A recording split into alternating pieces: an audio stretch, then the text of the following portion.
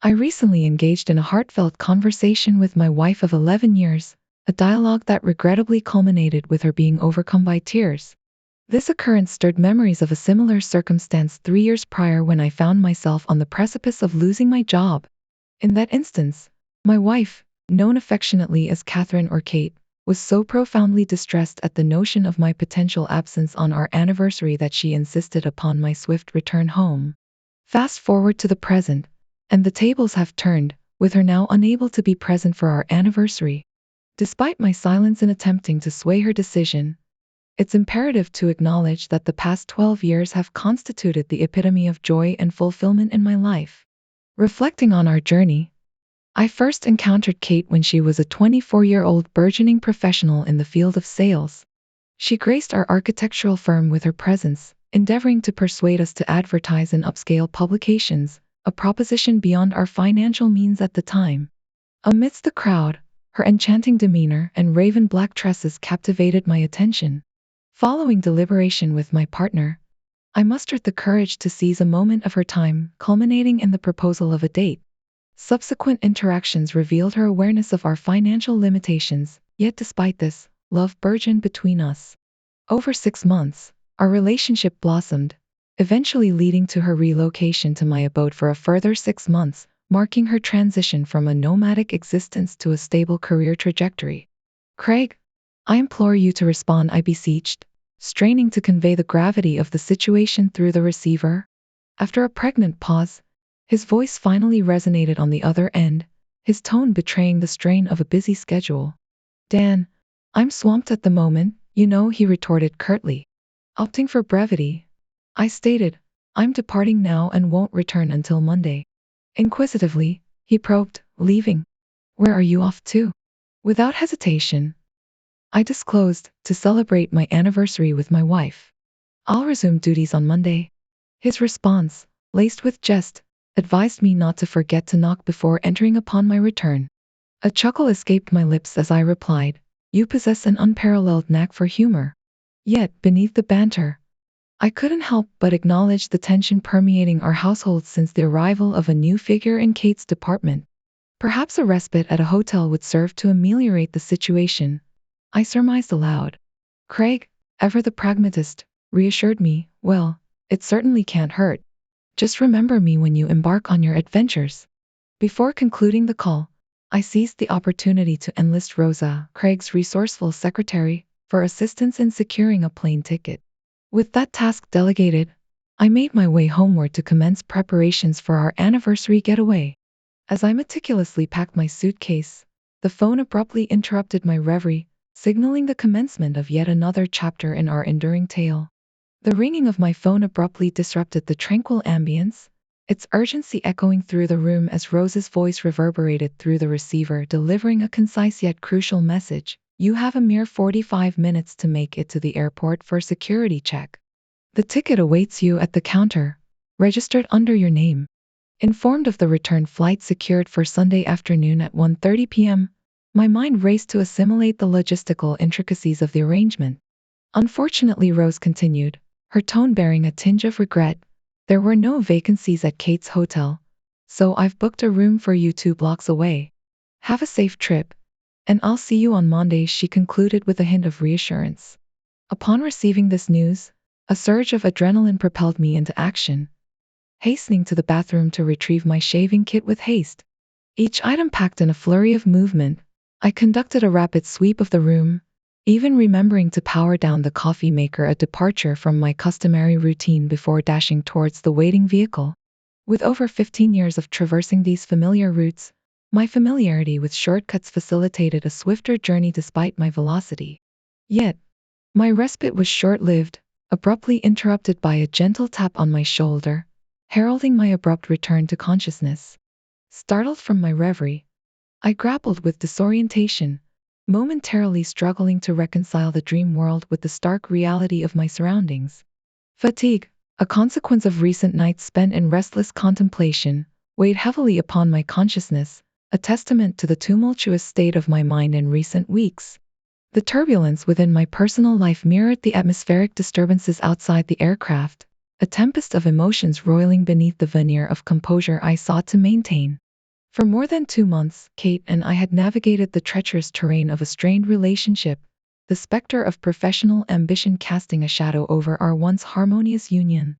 Her relentless pursuit of validation in the wake of a colleague's ascension to prominence had sown seeds of doubt and insecurity, igniting a discord that threatened to unravel the fabric of our shared history.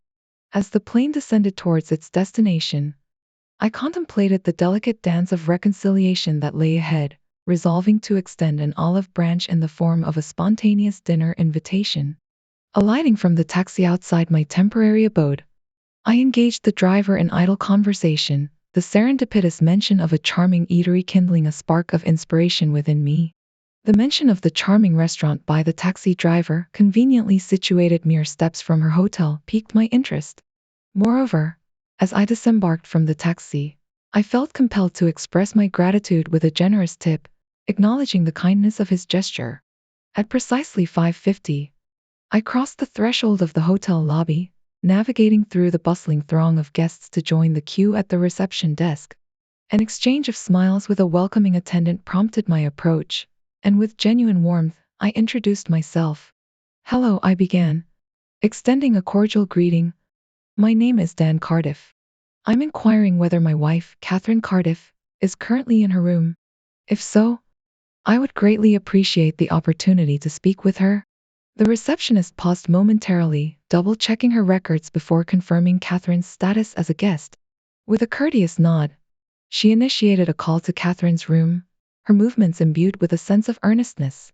Regrettably, her subsequent admission of a lack of response tempered my hopes, eliciting a tinge of disappointment in my response. "Not at the moment," I replied, masking my crestfallen demeanor. I had hoped to surprise her. Tomorrow marks our anniversary, and I had envisioned a heartfelt reunion. Politely declining the offer to leave a message, I requested discretion regarding our interaction, a plea met with gracious reassurance from the receptionist. Thanking her for her understanding, I bid her farewell, contemplating my next course of action as I navigated the labyrinthine corridors of the lobby. Amidst the cacophony of activity, my senses were assailed by a myriad of sights and sounds, each vying for attention in the bustling tableau. My gaze alighted upon a restroom nestled in a secluded alcove, prompting a momentary respite for reflection. Surveying the crowded expanse before me, I embarked on a futile quest to discern Catherine's presence amidst the sea of faces. Heart aflutter with a mixture of emotions, I approached with measured steps, apprehension mingling with anticipation at the prospect of our impending reunion. Her luminous smile, a beacon amidst the tumult, dispelled the shadows of doubt that had clouded my thoughts, reaffirming the enduring bond that bound us together. As he leaned in closer, a surge of apprehension gripped me, prompting an instinctive grasp for support against the sturdy frame of the door. My gaze remained fixed upon the tableau before me, a silent witness to the tender embrace shared between them. Resolved to conceal my turmoil, I retreated from the doorway, seeking solace amidst the dimly lit confines of the hallway. Seated upon a plush chair, ensconced within the sanctuary of its high backrest, time seemed to warp and weave around me, as though suspended within an ethereal trance. Yet, even in the throes of reverie, my vigil remained unbroken, my gaze unyielding in its fixation upon their table. Suddenly, the melodic cadence of her laughter pierced the stillness, drawing my attention once more to their midst. Turning my head, I beheld the side of her hand entwined with his, a gesture of affection that spoke volumes in its silent eloquence. Despite the din of conversation that surrounded them, my focus remained singular, riveted upon the tender exchange unfolding mere feet away. It had been an eternity since I had witnessed such unbridled adoration, and in that fleeting moment, my world seemed to tilt upon its axis. With a heavy heart and a sense of resignation, I made my way towards the exit, my footsteps echoing in hollow cadence against the cold pavement. Yet, despite my best efforts to maintain a semblance of composure, the ache of betrayal lingered like a bitter taste upon my tongue. Summoning a steely resolve, I pressed forward, my gaze fixed unflinchingly upon their retreating figures. Pushing open the door to the dimly lit establishment, I stepped into the warm embrace of its interior, my senses heightened by the anticipation of what lay ahead. Taking a seat at a secluded table, I cast a surreptitious glance towards their distant table, my heart heavy with the burden of unspoken truths that lingered between us. In a subdued tone, I leaned towards Kate, expressing relief that she hadn't succumbed to his manipulative tactics, adamant that our 2-month anniversary warranted celebration above all else. We wouldn't miss our 2-month anniversary for anything, I affirmed, a note of conviction underscoring my words. Kate's incredulous response echoed my sentiments, her astonishment at the passage of time mirroring my own. I can't believe it's been 2 months, she exclaimed, a hint of nostalgia coloring her voice. And it could have been longer, I interjected wistfully, reminiscing about our initial interactions. If only you had accepted my offer at the end of my first week at work, I added, a trace of playful banter punctuating our conversation. Her laughter, musical and infectious, filled the air as she recalled the circumstances of our first encounter, a chance meeting that had blossomed into something infinitely more meaningful. As the waitress approached to serve our drinks, Kate suggested a gesture of gratitude towards Marge, the unwitting matchmaker who had played a pivotal role in our burgeoning romance. With glasses raised in a silent tribute, we toasted to the remarkable journey we had embarked upon together, our commitment to each other reaffirmed with each clink of glass. I'll do whatever it takes, I vowed earnestly, the sincerity of my words underscored by the intensity of my gaze. There will be many more, Kate responded, her voice brimming with optimism as she embraced the promise of a future filled with endless possibilities. Turning my attention back to the waitress, I settled the bill with a generous tip, my mind lingering on the couple seated nearby. Though strangers to me, their presence seemed to cast a shadow upon our intimate moment, a reminder of the fragility of our newfound happiness. Kate's gaze, ever perceptive, met mine, prompting a playful remark about capturing the moment for posterity. As I observed her animated expression, I couldn't help but marvel at her beauty, her features illuminated by the soft glow of the overhead lights. In a sudden burst of inspiration, I retrieved a small token of affection from my pocket, extending it towards Kate with a flourish. Here's a surprise, I declared, the words hanging in the air as Paul's interruption shattered the tranquility of the moment. Sensing the impending tension, I rose from my seat, acutely aware of the need to diffuse the situation before it escalated further. Tell him how lucky he is that he wasn't in my home, I urged Kate, my tone laced with an undercurrent of warning. With a final glance in Kate's direction, I made my exit, the weight of my actions weighing heavily upon my conscience. As I retraced my steps to the hotel, I couldn't shake the feeling of unease that gnawed at the edges of my consciousness. With each passing moment, the distance between us grew, a stark reminder of the fragile nature of our connection. With a sense of urgency propelling my every movement, I hastened into the bustling lobby, a flurry of activity enveloping me as I approached the front desk with purpose. Excuse me, I addressed the attendant, my tone polite yet urgent. Do you happen to have the contact numbers for airlines? I urgently need to book a plane ticket. The employee, ever obliging, inquired about my preferred airline, departure time, and destination, diligently recording the pertinent details before assuring me of prompt notification regarding flight availability. Retreating to the sanctuary of my room, I found myself ensnared in a whirlwind of conflicting emotions, grappling with the bewildering turn of events. How could this have happened? The realization dawned upon me like a bolt from the blue, prompting a profound sense of introspection. Perhaps Kate had missed her true calling in life, her innate talents obscured by the demands of circumstance. As frustration threatened to overwhelm me, I resolved that remaining confined within the confines of the room was no longer tenable. With a sense of determination coursing through my veins, I hastily gathered my belongings, intent on seizing control of the situation. Descending the stairs to the lobby, I was met by the reassuring presence of the receptionist, her expression conveying a sense of urgency as she relayed the impending deadline for flight registration.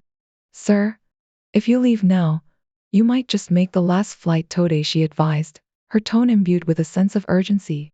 Grateful for her timely intervention, I expressed my thanks before swiftly departing, the weight of uncertainty hanging heavy upon my shoulders. As I made my way towards the exit, a rush of memories flooded my senses, each one a poignant reminder of the journey that had brought me to this pivotal moment. Seizing a taxi from the nearby parking lot, I issued a challenge to the driver, wagering a sum of money on his ability to expedite my journey to the airport. With practiced skill, he navigated the bustling streets with ease, his expertise evident as we arrived at our destination in record time. Expressing my gratitude with a generous tip, I hurried towards the terminal, a sense of relief flooding over me as I passed through security unimpeded. As the plane soared through the boundless expanse of the sky, doubts gnawed at the corners of my mind, a relentless adversary refusing to be quelled. Retrieving the cherished photograph of Kate and me, a relic of happier times, I found myself drawn to the figure standing beside her, his presence casting a shadow of uncertainty upon our once unshakable bond. With a furtive glance around to ensure my scrutiny went unnoticed, I scrutinized the image with renewed intensity, each detail scrutinized through the lens of apprehension. In that frozen moment captured within the confines of the photograph, Kate's gaze, once a source of solace and reassurance, now bore an enigmatic quality that set my heart aflame with doubt. Though men are not typically revered for their memory, I prided myself on my exceptional recall, every moment etched indelibly into the recesses of my mind. Like a meticulously curated archive, I could summon forth every conversation, every shared secret, every whispered promise exchanged in the intimacy of twilight's embrace. Yet, as I sat there, ensnared in a web of uncertainty, I couldn't shake the nagging suspicion that something had eluded my grasp for the past 2 months. The man beside her, his presence a constant undercurrent in our shared narrative, had shown an interest that bordered on obsession from the moment they first crossed paths. Though Kate maintained her innocence, attributing his advances to a desire to preserve the facade of her marital status, I found myself consumed by doubt, my thoughts spiraling into the depths of paranoia. Arriving at the dimly lit threshold of our home, I braced myself for the inevitable confrontation that awaited me within. With each step, the weight of uncertainty bore down upon me, a suffocating cloak that threatened to smother me whole. Stepping into the empty confines of the familiar surroundings, I felt an eerie sense of displacement, as though I were a stranger in my own home. With a heavy sigh, I made my way to the kitchen, the habitual routine of daily life a welcome distraction from the tumult raging within. As my hand reached out to flick on the answering machine, a voice, laced with desperation and sorrow, shattered the fragile semblance of normalcy that enveloped me. "Dan, please don't do anything rash," she implored, her words a haunting echo of the love that had once bound us together. The notion of grabbing some hot dogs as a solitary reprieve crossed my mind, a fleeting escape from the tumult of emotions that threatened to engulf me. Though I had initially planned to make the journey to her mother's house, the prospect of facing her parents and the weight of their expectations proved too daunting a task to bear. Instead, I opted for a solitary gathering, armed with little more than a bag of marshmallows and the promise of solitude. As I mulled over my decision, a sudden impulse seized me, propelling me towards the hardware store in search of new locks. With each step, the weight of uncertainty bore down upon me, a constant reminder of the fractured bond that had once united us. Upon returning home, the sight of her belongings strewn haphazardly about the front room served as a stark reminder of the chasm that now lay between us. With a heavy heart and a sense of resignation, I loaded her belongings into the car, the weight of her absence a burden too heavy to bear alone. Carefully navigating the familiar streets, I arrived at her mother's house, my footsteps echoing in the silence of the empty driveway. As I unloaded the boxes, a sense of unease settled over me, a premonition of the confrontation that awaited me within. "How can you accuse my daughter of such things?" she demanded, her words a desperate plea for absolution. "She would never betray you," she insisted, her conviction unwavering in the face of mounting evidence. Yet, as I recounted the events of the past few months, her facade of denial began to crumble, her protests silenced by the weight of my words. The passage of time seemed to blur into a relentless stream of moments, each one a testament to the fragility of the human spirit. It had been a decade since I last tasted the bitter sting of alcohol, a vow of sobriety that had defined the fabric of my existence. Yet, as I stood there, the familiar burn of liquor upon my lips served as a stark reminder of the tumultuous journey that lay ahead. It had been 10 long years since Kate first voiced her concerns about my drinking, her words a poignant reminder of the rift that had begun to form between us.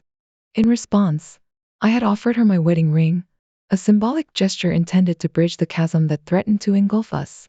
Yet, as I awaited her return, the weight of uncertainty bore down upon me, a silent testament to the unraveling of our once unbreakable bond. As the moments stretched into eternity, I found myself consumed by a sense of foreboding, the impending confrontation looming on the horizon like a storm on the horizon. "You're lying," she exclaimed, her words laced with disbelief. "How can you say such things about your wife of 11 years?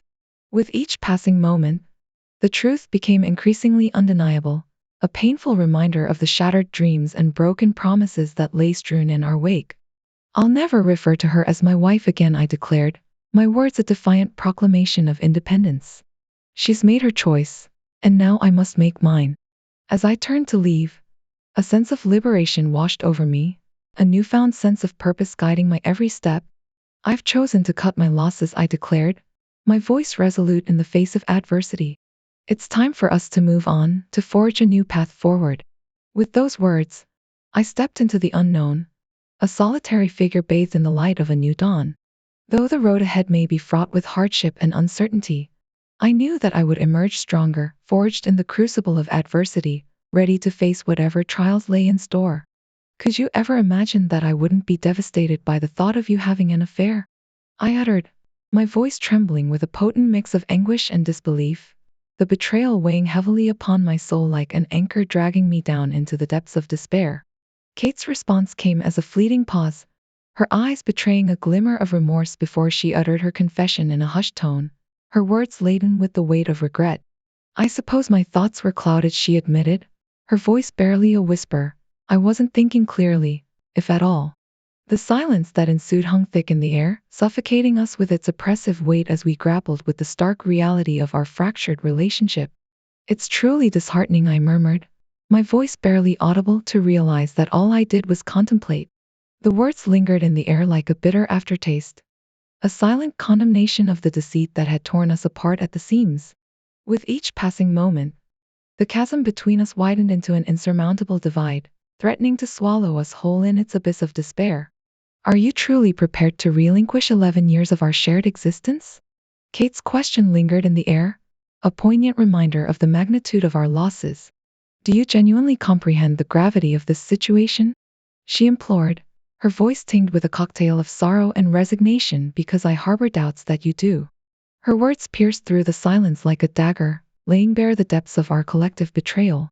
As her words echoed in the cavernous recesses of my mind, a maelstrom of emotions threatened to engulf me, drowning me in a tempest of anger and sorrow.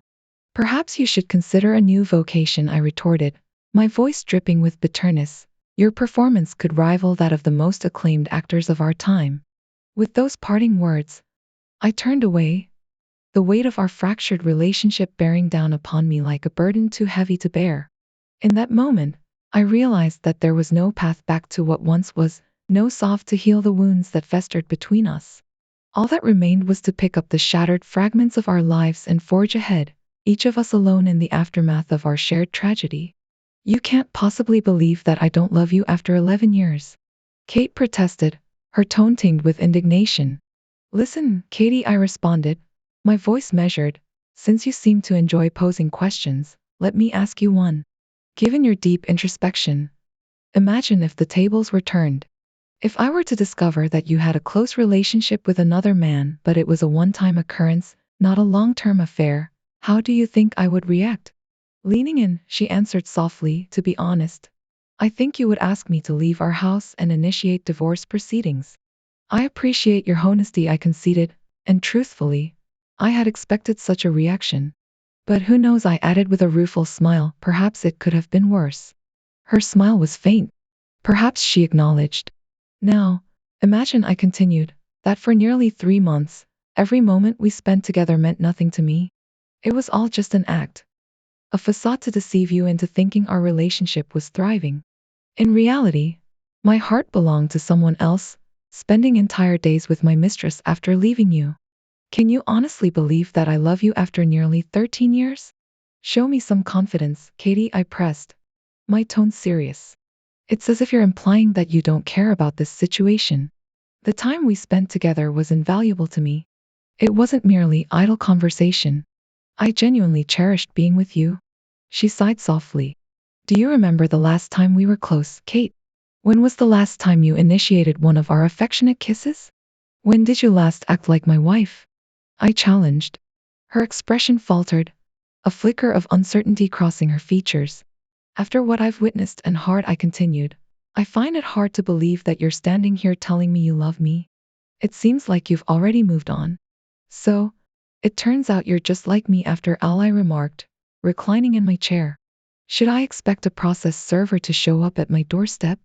Kate inquired, her tone wary. Not quitey, I replied. First and foremost, I need to know where you're going to live. You won't find a process server waiting on your doorstep to deliver divorce papers. I've reserved that privilege for myself. Kate's brow furrowed in confusion. What are you trying to prove with this? She asked. I probably didn't think I needed to prove anything to you, I admitted. What I did for myself, not for you. Why would I fight for a man like Moment to find my own place? Kate responded, her voice tinged with resignation. I don't want to cling to memories of a life that's no longer mine. Fair enough, I acknowledged, feeling a sense of relief mingled with sadness at the finality of our conversation. Take your time to find your own place. I'll handle the legalities and make arrangements for the division of assets. Kate nodded, her expression somber. Thank you, she said quietly, for being civil about this. It's the least we can do, I replied, mustering a faint smile. After all, we did share 11 years of our lives together. Let's at least part ways amicably. With a nod of agreement, Kate rose from her seat, her shoulders slumped with the weight of our failed marriage. As she walked towards the door, I couldn't help but feel a pang of regret for the love we had lost, but also a sense of liberation at the prospect of starting anew. As she stepped out into the cool evening air, I took a deep breath, steeling myself for the challenges that lay ahead. Our marriage may have ended in heartbreak, but I was determined to forge a new path, one filled with hope and possibility. And with that resolve, I turned my gaze towards the future, ready to embrace whatever lay in store. Several days had passed since our last conversation, and the urgency of finding a new place had become palpable. I'll likely take a significant portion of the furniture, she stated, withdrawing her hand from her pocket, then presenting me with a ring. What should I do with this? She queried, extending the ring towards me. Do whatever you want with it, I replied casually, my mind already drifting towards a playful suggestion. Oh, I have an idea, I continued with a hint of mischief. Why not use it as a toe ring? It would fit perfectly on your big toe, given how you treated him. I might actually find some use for it, I suggested, a smirk playing at the corners of my lips. Okay, you know what? I could use some extra money. Maybe I'll pawn it, as she warned, a note of defiance creeping into her tone. Well, you won't get much for it, I countered, adopting a more matter-of-fact stance. They buy these things by weight, and most likely, you won't even get $130. You can't buy a genuine gold ring for your finger for $130, but that's just my opinion. It's your ring, so do as you please with it, I concluded, turning towards the door, ready to move on. Did you get all my stuff out of the closet? She inquired, shifting the focus back to the practicalities of our situation. Yes, I got everything, though I was a bit annoyed with the furniture at the time, I admitted with a sigh, recalling the labor involved in the process. I'll call you in a few days, she assured, though her comment about the packing of her things raised a mild concern. I have to admit, I didn't pack your things very neatly. I hope you still have clean, unwrinkled clothes after the trip, I commented, a touch of self-awareness in my tone. May I take a look? She asked, seeking reassurance amidst the chaos of our parting. Of course, don't be shy. You know where everything is, I replied, trying to maintain a sense of hospitality despite the underlying tension. As she ventured upstairs to inspect the room, I waited patiently, listening to the faint sounds of her rummaging through the belongings. A few minutes later, she returned downstairs, hastily packing cosmetics into a floral zip-up bag. You were thorough. You only missed a few things. I may have to call you when it's time to move, she remarked with a forced smile, hinting at a potential future collaboration. Of course, I'd be happy to help, as long as it's not too close to me, I replied with a polite chuckle, rising from my seat to open the door for her. When she suggested going for a walk, I paused for a moment, considering her request. Then, an idea struck me. Wouldn't it be too much to ask you to run around instead? I inquired, maintaining a serious expression. Kiss me on the spot, she replied, her response laced with a hint of defiance. I wouldn't dare kiss someone who knows where she's been, I retorted, a touch of sarcasm coloring my words before closing the door behind her, marking the end of our communication. 3 months later, my lawyer diligently filed all the necessary divorce documents, instructing me to pick them up from his office on Monday. My itinerary for the day included 2 stops, first at the lawyer's office, and then at my mother-in-law's house. The sole objective was to obtain Kate's signature on the documents, ensuring she had no false hopes of reconciliation. After parking my car at her house, I paused for a moment, gazing at the familiar facade, contemplating the completion of this final task. It might take some time, but eventually, I would find solace and quiet nights again, as this chapter would finally be closed. Exiting the car, I made my way to the front door and rang the doorbell. To my surprise, my mother-in-law answered. "Well, Dan, what brings you here? What's going on?" she asked, a hint of curiosity in her voice. "I thought you had forgotten about us already," I replied with a touch of dry humor. "Not yet. Is Kate here?" I inquired, eager to fulfill my mission. "Yes, she's here. Come on in," my mother-in-law replied, closing the door behind her, as I prepared myself for what lay ahead. Kate entered the room with a certain resignation evident in her demeanor. "Kate, I'm here for you to sign these papers. I'll file them tomorrow, and then our divorce will be finalized." "I just want it to be over," I explained, trying to maintain a sense of finality in my tone. Kate sighed deeply and said, "I don't think I've ever been good enough for you, have I? Do you seriously think I'll just stand by and watch?" Her words carried a weight of bitterness and frustration accumulated over the months. Kate briefly left the room, leaving me to ponder her words, but she soon returned with a pen in her hand. As she hastily signed her name on the appropriate pages, I watched her movements carefully, noting the mix of resignation and defiance in her actions. When she finished, she forcefully placed the pen on the table and swiftly gathered everything into a manila envelope, ready for archiving. "Free now," she declared, her voice tinged with a hint of relief. "Thank you for signing these. Take care of yourself and find happiness," she added, her focus shifting from me to herself. "Mom, you can come into the room." "Congratulations to you as well," I replied, acknowledging the significance of this moment for both of us before walking out the door. As I drove away, a wave of mixed emotions washed over me. I understood that this marked the end of our relationship, and I couldn't shake the feeling that life was about to take a new turn. Just a month later, our divorce was finalized, signaling the start of a completely different life. In due course, I received unexpected news from Kate's father. He informed me that after our divorce, Kate had asked Paul to leave his wife and marry her. However, Paul made it clear to Kate that he couldn't do that. He admitted that their relationship had no romantic feelings for her. It seemed that after such a revelation, Kate had to come to terms with the fact that she would have to continue her life without me and without Paul. Learning the lessons from our past relationship, Kate now resides with her parents in search of a new job after being disgracefully dismissed from her previous one, just like Paul. Thanks to me, according to her father. Kate is unhappy. She's had several encounters, but they involved either married men seeking only in or men with questionable reputations, engaging in indiscriminate close relationships. This led Kate to contract a psychiatric illness, and she's now in